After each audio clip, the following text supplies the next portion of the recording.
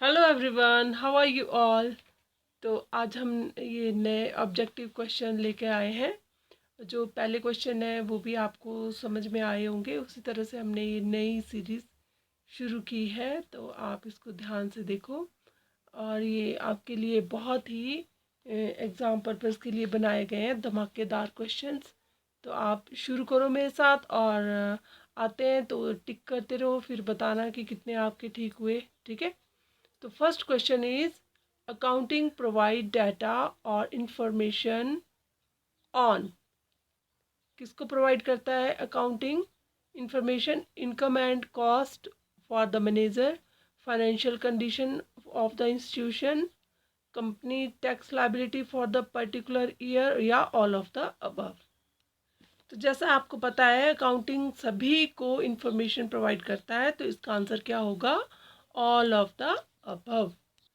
Next question number 2. Long-term assets without any physical existence but possessing a value are called. Long term asset है लेकिन उनकी physical existence नहीं है, यानी कि वो दिखाई नहीं देती हैं, तो उनको हम क्या बोलते हैं? Intangible asset, fixed asset, current asset, या इन्वेस्टमेंट।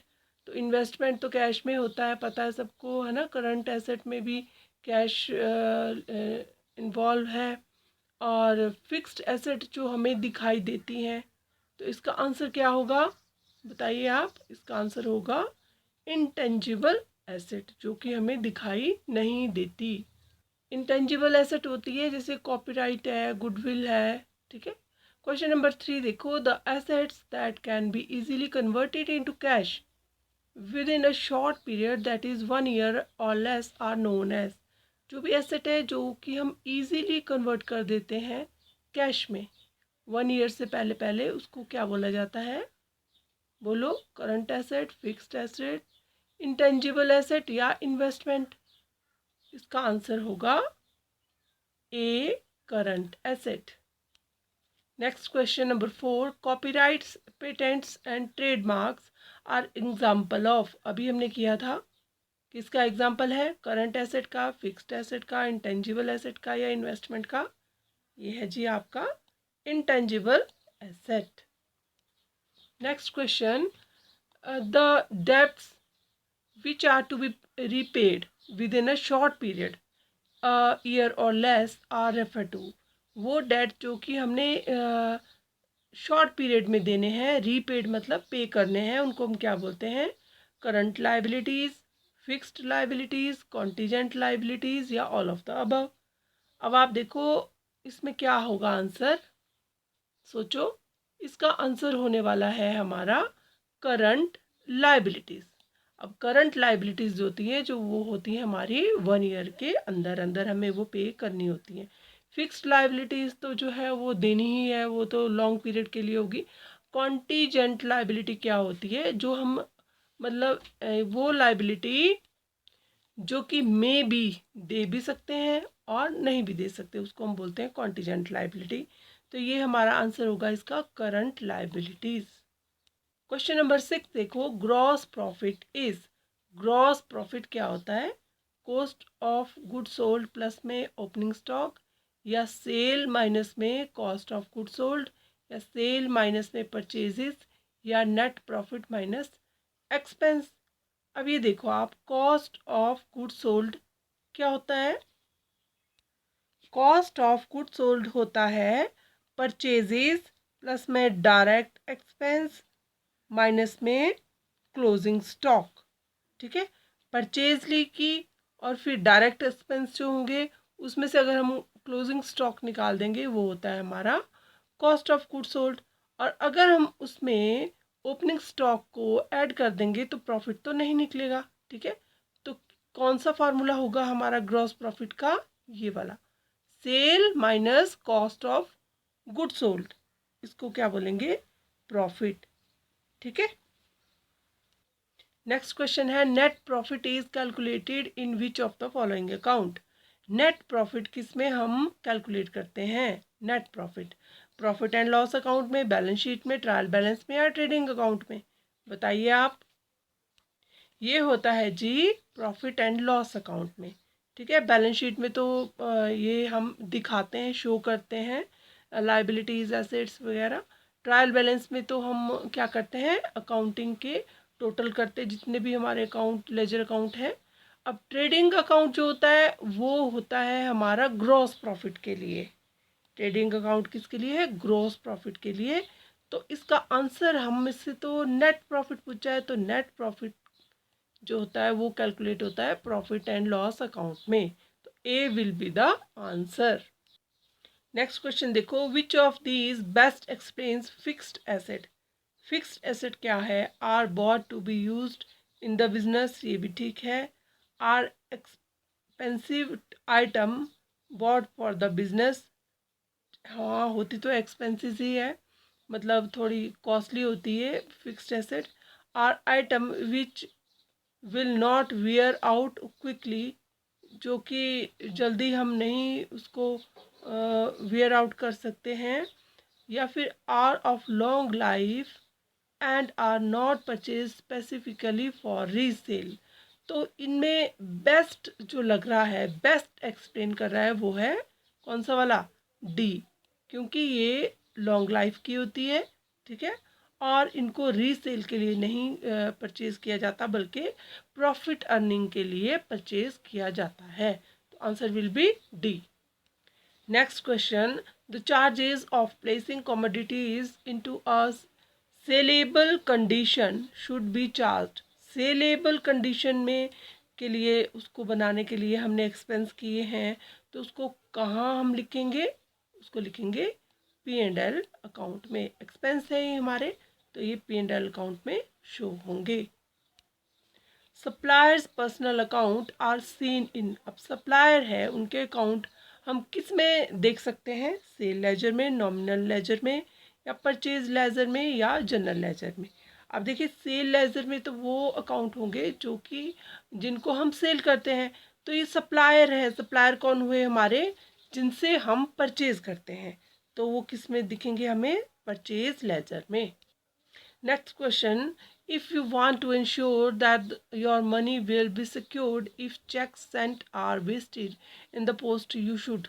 अब देखिए अगर हम सोचते हैं कि हमारे जो चेक हैं वो वेस्ट ना हो बाय पोस्ट अगर हम कर रहे हैं, तो क्या हमें इंश्योर करना चाहिए, क्या हम सिक्योरिटी के लिए इंश्योर कर सकते हैं कि ऑलवेज पे बाय कैश, नहीं ऐसा तो नहीं हो सकता कि कैश में दिया जाए। ठीक है, तो हम क्या करेंगे, always get the money in person, person को दें वो भी कई बार पॉसिबल नहीं होता।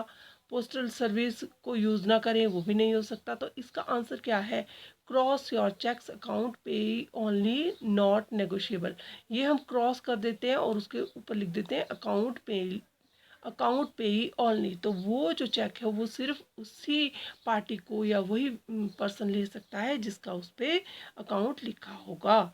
तो हम क्या करेंगे, क्रॉस कर देंगे और अकाउंट पे ही ओनली लिख देंगे। ये क्वेश्चन देखो, discounts received are a buyer of the goods granted discount by seller, deducted when the receive cash, give by us when we sell goods on credit, या नन ऑफ दिस। अब discount receive है, हमने वो discount क्या किया है, receive किया है, तो किस में जाएगा वो होगा बायर ऑफ गुड्स, क्योंकि हमने बाय की है गुड्स तभी हमने डिस्काउंट रिसीव किया है। और granted by the seller, seller उसको क्या कर रहा है, ग्रांट कर रहा है, यानी कि दे रहा है। तो इसका आंसर क्या हुआ, ए।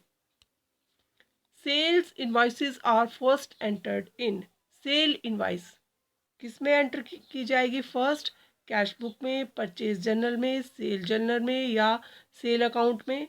तो सेल इनवॉइस है तो वो किस में होगी, सबसे पहले सेल जर्नल में, क्योंकि वो फर्स्ट हमारी जो एंट्री होती है वो जर्नल में होती है, और ये सब्सिडरी बुक्स होती है सेल जर्नल। तो उसमें जितनी भी इनवॉइसेस होंगी सेल इनवॉइसेस वो एंटर की जाएंगी। Next question, entered in the purchase journal are, अब परचेज जर्नल है तो उसमें कौन सी होगी, discount received, purchase invoice, payment to supplier, trade discount. सीधी सी बात है कि एंटर्ड इन परचेज जर्नल वो होगी हमारी purchase invoices. Question 16, at the balance sheet date the balance on the accumulated provision for depreciation account is. क्या करते हैं डेप्रिसिएशन अकाउंट को बैलेंस शीट में जब शो करते हैं, simply deducted from the asset, transfer to P&L account, transfer to asset account या transfer to depreciation account. जब हम उसको बैलेंस शीट में शो कर रहे हैं तो सिंपली हम क्या करते हैं, deducted from the asset on the balance sheet. तो हमारा आंसर क्या होने वाला है इसमें, आंसर होने वाला है A will be the answer. Next question देखो, if we take goods for our own use we should. हम अगर पर्सनल यूज़ के लिए गुड्स ले रहे हैं तो हम क्या करेंगे, debit drawing account, credit purchase account, debit drawing account, credit stock account, debit sale account, credit stock account या debit purchase account, credit drawing account. बिल्कुल भी नहीं, ये डी तो बिल्कुल भी नहीं होगा, ये स्टॉक है ये भी नहीं होगा, और ये भी हमारा ये क्रेडिट कर रहे हैं स्टॉक अकाउंट को तो ये भी नहीं होगा। A will be the answer. Debit करेंगे ड्राइंग अकाउंट को और क्रेडिट करेंगे परचेज अकाउंट को। परचेज अकाउंट में क्योंकि हम उससे जो है गुड्स जो है ओन पर्सनल यूज़ के लिए ले रहे हैं तो इसका आंसर होगा ए। ये क्वेश्चन देखो, when a petty cash book is kept there will be, क्या होगा, no entry made in the general ledger for item paid by petty cash, या the same number of entries होंगी जनरल लेजर में, या fewer entries होंगी general ledger में, या more entries होंगी जनरल लेजर में। तो आप देखो जब पेटी कैश बनाते हैं हम बुक, वो इसीलिए कि उसमें छोटे मोटे खर्चों की एंट्री जो है वो कर ली जाए। तो उससे क्या होता है, जो जनरल लेजर होती है उसमें क्या होता है, फीवर एंट्रीज होती है, यानी कि कम एंट्रीज होती हैं हमारी जनरल लेजर में। अब एक क्वेश्चन देखो, if the trial balance totals do not agree the difference must be entered. Trial balance बनाते हैं, टोटल करते हैं सब अकाउंट्स का और वो मिल नहीं रहा, यानी कि एग्री नहीं हो रहा है, उसमें अमाउंट जो है सेम नहीं आ रहा है, तो हम क्या करेंगे, किस में करेंगे वो अकाउंट, वो अगर उसको मिलाने के लिए तो सेम अमाउंट करने के लिए जो अमाउंट है उसको हम किस में एंटर करेंगे, प्रॉफिट एंड लॉस अकाउंट में, नॉमिनल अकाउंट में, कैपिटल अकाउंट में या सस्पेंस अकाउंट में। तो ये आप ध्यान रखना। तो जब भी कोई ट्रायल बैलेंस नहीं मिलता, उसका जो एक्सपेंस है वो हमें पता नहीं चल रहा कि कहाँ वो उसमें मिसमैच है, तो हम किस में उसको एंटर करते हैं, सस्पेंस अकाउंट में। ठीक है, सस्पेंस अकाउंट में उसकी हम एंट्री करते हैं। तो ये थे हमारे कुछ क्वेश्चन। होप है कि आपको ये अच्छे लगे होंगे और ये वीडियो भी आपको अच्छा लगा होगा, इसमें से आपने काफ़ी कुछ सीखा होगा। तो आप इसको लाइक करो, सब्सक्राइब करो, शेयर करो, और कुछ भी इसमें आपको और अच्छा क्वेश्चंस चाहिए तो आप उसका कमेंट करो, और मिलते हैं नेक्स्ट वीडियो में। Till then bye bye.